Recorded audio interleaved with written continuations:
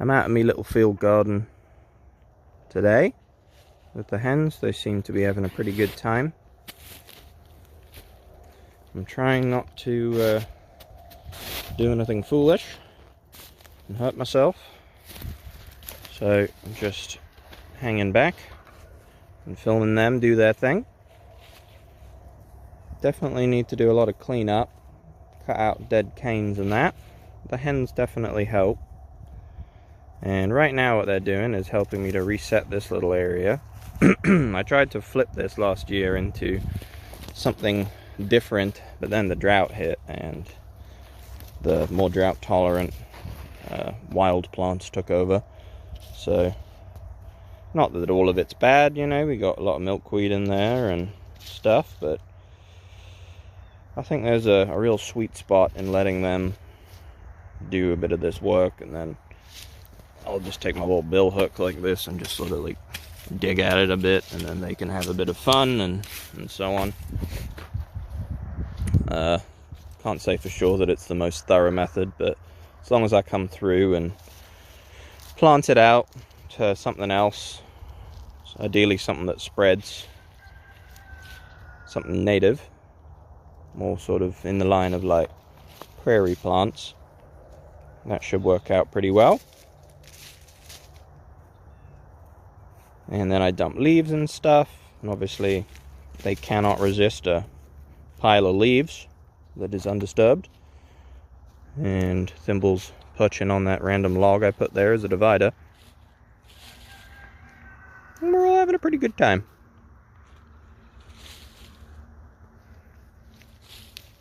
Doesn't look like much right now, but it should look pretty good once the season's in full force. And it's obviously quite hard to really tell what you're looking at a lot of the time. Like right here, that looks like a pile of grass. Spoiler alert, it is a pile of grass. And then this just looks like a lower area, but this is actually incredibly deep. It's basically like a hugelkultur pathway. You just keep digging. It's basically just rotten logs and wood chips full of all sorts of life and stuff, and they love digging around in that once it properly thaws. And obviously this was just plain old meadow originally, mostly grass and goldenrod, and there's still a lot of goldenrod and still a lot of grass. But when I made my little garden at the bottom of the hill there, I dug a trench all the way up the hill in a line to where we're standing right now, maybe a little further. It's kind of hard to remember, but at that time, at grade, I planted this blackberry, which is like a proper prolific bearing large blackberry. Comes from an old feral patch of blackberries at the bottom of the hill that every year gets eaten to the ground by rabbits. But up here is kind of a spooky place for rabbits to come and visit. So for the most part, they get by all right. They do come up here, and of course the garden is full of voles, and they like to girdle the blackberries. But yeah, so I planted this blackberry at grade, right, sort of this level, and then I placed rotten wood around it and made a soil mound. And since then, it's been spreading, right? Like it's over here now, but it's also down here, and then it jumped the path, and you can see what I mean about the voles. I'm assuming that's voles. Maybe it's rabbits, I don't know. But whoever did that may well have been eaten by now, because I keep finding dead rabbits everywhere. And yeah, I'm excited to see how the blackberry will spread this year. Wouldn't be surprised if it gets into this bed.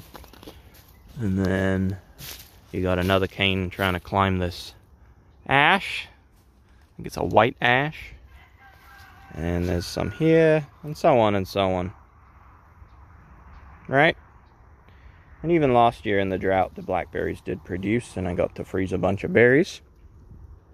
But they're not immune to the drought. Sort of the latter half of the harvest were just a bit sort of dry and seedy. So you can see they end up like this, where there's just no point picking them. It's just basically a clump of seeds. But yeah, there's a lot of things I planted last year that I'm excited to see properly grow this year, because they never really grow as well as they will in the subsequent years. The first year is just about getting them established. And where Randy and Amy are right there, that was originally a garden bed, but I found that there was nowhere to really stand in the garden, so I made this little step here last spring, and where they're standing again is like a hugelkultur. Buried a bunch of old poplar logs from the same poplars I used to make my little garden at the bottom of the hill there. And yeah, you could just dig and dig and dig, and eventually you will find some logs, but not really interested in digging them up or anything. And yeah, it's just exciting to see what will and won't come back. I planted blackberries over there as well, and they're spreading into this bed, but there's a infamous vole that lives in this bed. He ate all my fava beans last year. But yeah, we got a lot of fruit trees around us. This mulberry made fruit for the first time last year. This one I'm hoping will fruit this year, or at least flower if it's male. And this one here is male, and in front of it here is a little peach that is not growing very quickly, but it is putting on growth every year. And I don't really do anything for it aside from protect it from being girdled, so hopefully that is fruitful. And you can see the degree of pressure. The rabbits love coming through and eating everything they can reach and leaving behind little piles of fertilizer. I tried something different this year and took a bunch of burdocks and just sort of velcroed them around the base of the trees, because the vole pressure is immense, and I think even voles probably don't like burdocks. Chickens seem to be immune to burdocks. I don't know why, they just shake them off, but as a consequence I can't actually see if it's been girdled or not, but I doubt it has. That would be a lot of hoops to jump through, and well, if they jump through all those hoops, I think they deserve to girdle my tree. But I plant very densely for that same reason, because you never know what's gonna survive. So I let this black walnut go for now, because again, you never know what's gonna survive. A random little mulberry, and then I just leave the ash. The ash are not doing well around these parts. They're what is it, the emerald ash borer. I actually can see right through the trunk right there. Maybe that's what they're talking about. See that little hole? Is that what they're talking about? Anyway, that's insane.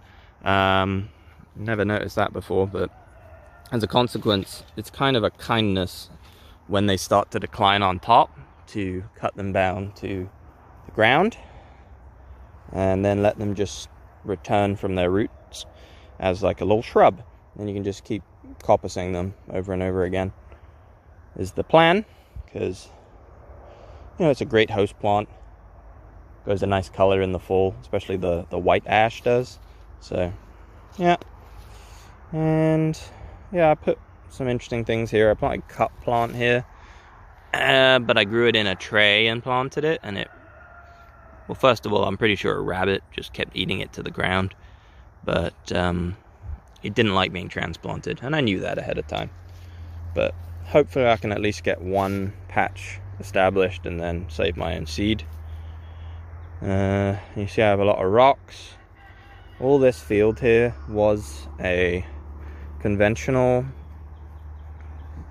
annual crop field for a very long time, and consequently the hedgerows are full of little mountains of boulders and stones where they pick them out of the field, along with lots of old plows and stuff. So that's pretty cool. But yeah, the land is not really functioning because it's so flat. Obviously they made it flat to till it, because you can't till lumpy ground. and so it doesn't really hold on to water, and that's why I've been digging lots of swales and random holes in the ground, none of which really hold water. It all drains, but we're working on that this spring. Oh, I can have a seat. And yeah, my long-term goals for this area, I definitely want the hens to be able to come here during the growing season. And more that is happening, but I think it's a little overwhelming in its current state.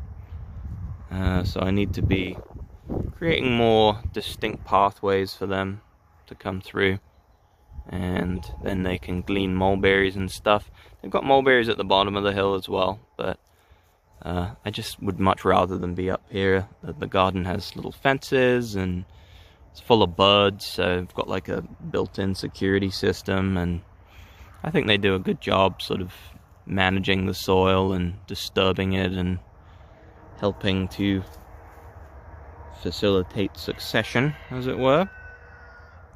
You know, bare soil begets seedlings, and often those seedlings are annoying things like cleavers, but you know, here for example, this was all Rudbeckia, and you know, I've spread that seed all over the place, and I would love to see it come up everywhere because it's a lovely plant of great ecological significance where I live, and it doesn't occur in the wild, so I figure that's something we can do to help. And yeah, my phone doesn't really have any space left. I need to clear it out, but that's sort of a running theme.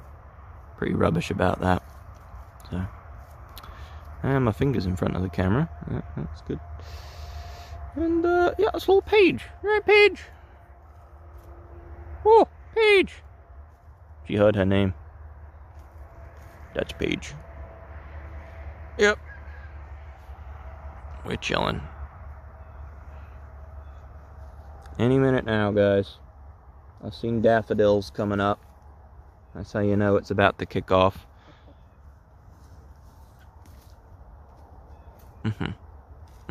Okay. That'll do.